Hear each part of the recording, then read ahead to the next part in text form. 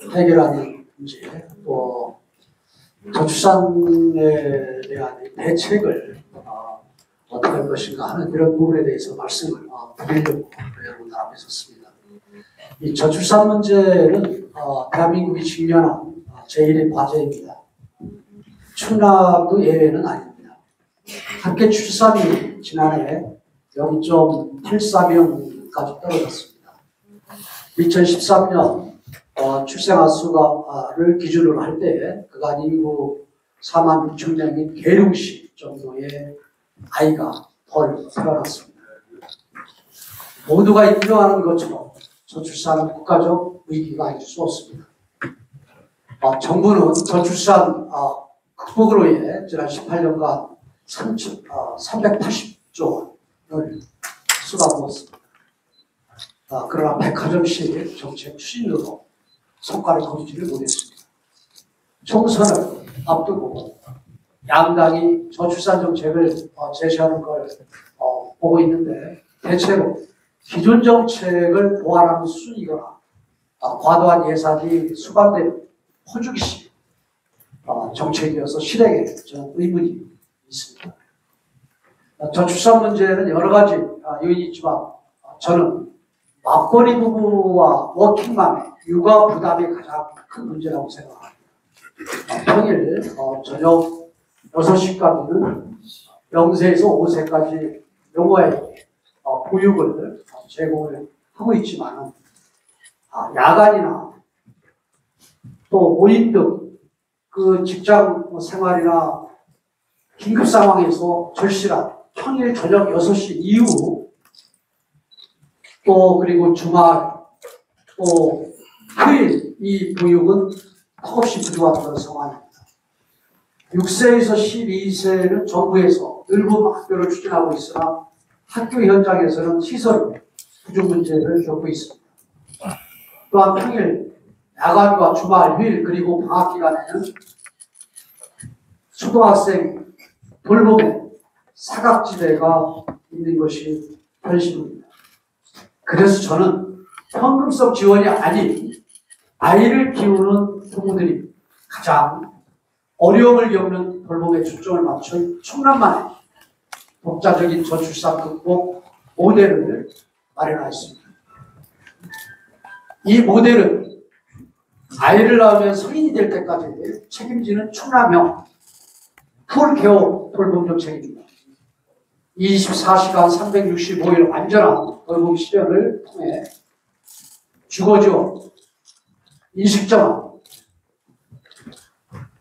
이러한 부분을 통해서 2026년까지 충남의 출산율을 반드시 1.0명으로 1명 이상으로 회복시키겠습니다.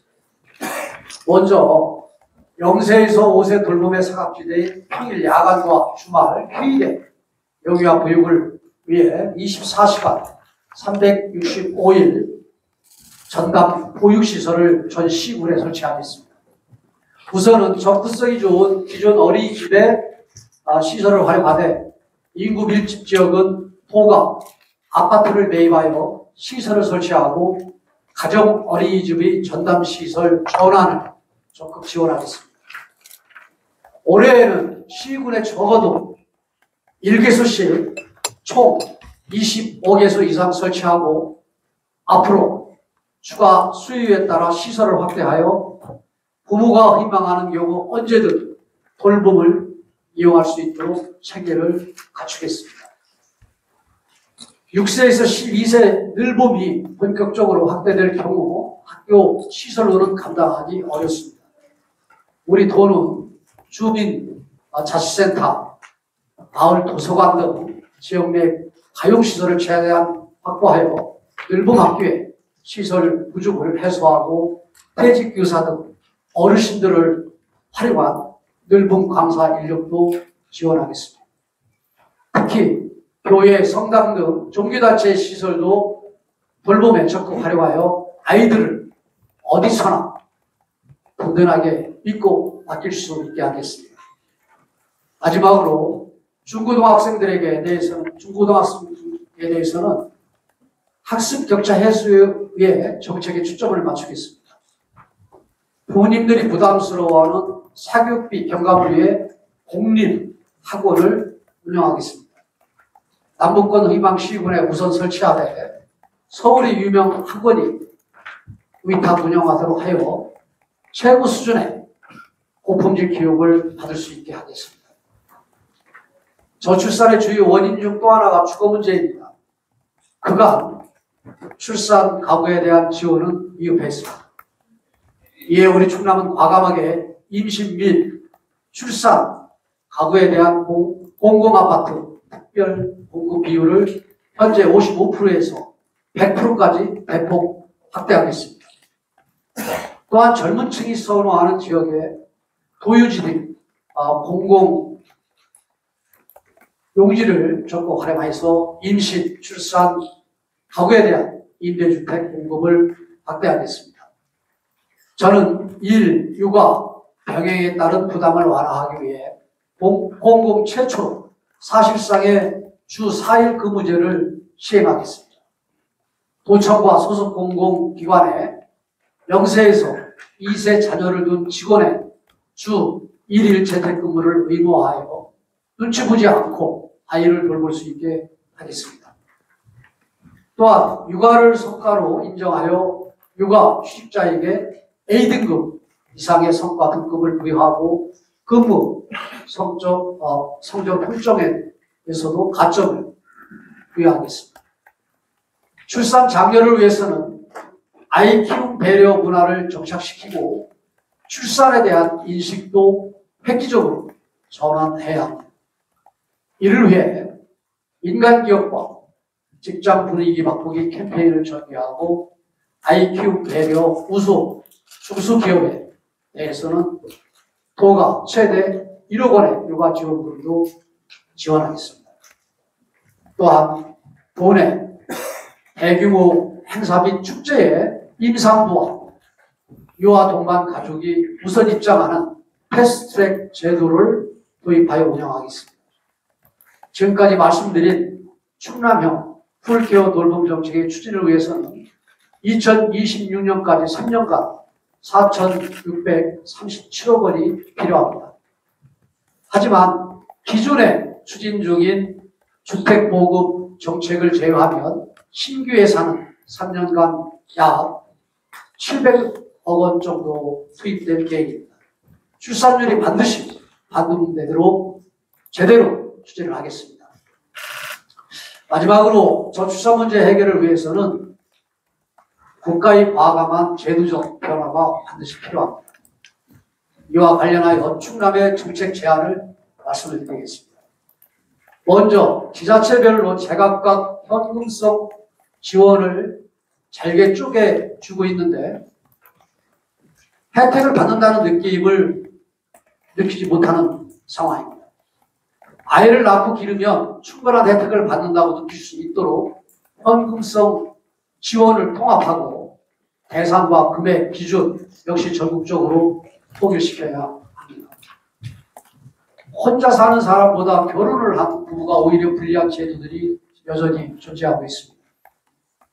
예를 들어 요즘 인기가 있는 신생아 특례 대출은 미혼 1인 소득 기준과 부부 합산 소득 기준이 1억 3천만 원 이하로 갔습니다. 자녀를 출산하고도 혼인신고 없이 대출을 신청하는 이래서 그러한 실정입니다. 미혼보다 기혼의 혜택이 크도록 결혼에 불이익을 주는 제도를 전면 재검토해야 합니다. OECD 국가의 비혼 출산 비중은 평균 41.9%이지만 우리나라는 2.3%에 불과합니다. 결혼 전에 아이를 갖는 것에 대한 부정적 인식 때문입니다. 프랑스식 등록 등 동거인 제도의 도입을 통해 동거 가족에게 혼인 부부와 동일한 세금과 복지 혜택을 부여하여 결혼 부담 없이 아이를 갖도록 해야 합니다. 60세 이상의 순자산은 3,800조 원 정도입니다.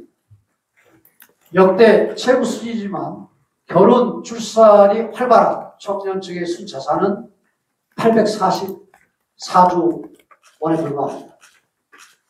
결혼을 하려는 청년층의 각종 부담이 큰 상황 속에서 세대 간 자산 이동이 상속 증여세가 세대 간 자산 이동에 상속 증여세가 장벽이 되고 있습니다.